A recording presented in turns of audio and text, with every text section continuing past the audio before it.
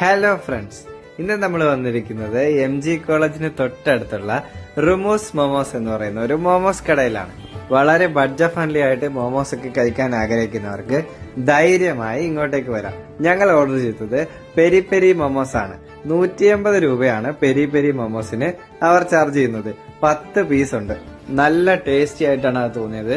അതുപോലെ തന്നെ ഇവിടെ ബഡ്ജറ്റ് ഫ്രണ്ട്ലി ആയിട്ട് ഒരുപാട് വെറൈറ്റി മോമോസ് ഉണ്ട്. പെരി പെരി ആയതുകൊണ്ട് തന്നെ നല്ല ഏരിയ ആയിരുന്നു.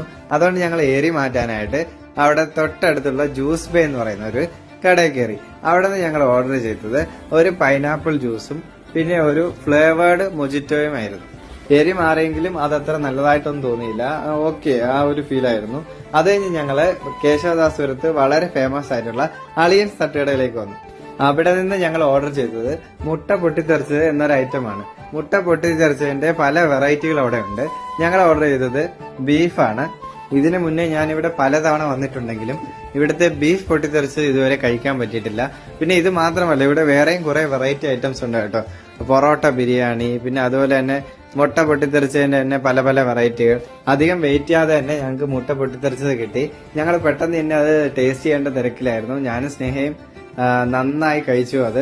കാരണം അതിൽ ആ ബീഫിന്റെ ഗ്രേവിയൊക്കെ നല്ല ടേസ്റ്റി ആയിരുന്നു.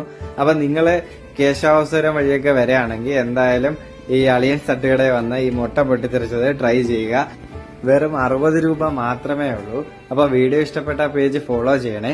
മറ്റൊരു വീഡിയോയുമായി വീണ്ടും വരാം. Bye from foodie friends.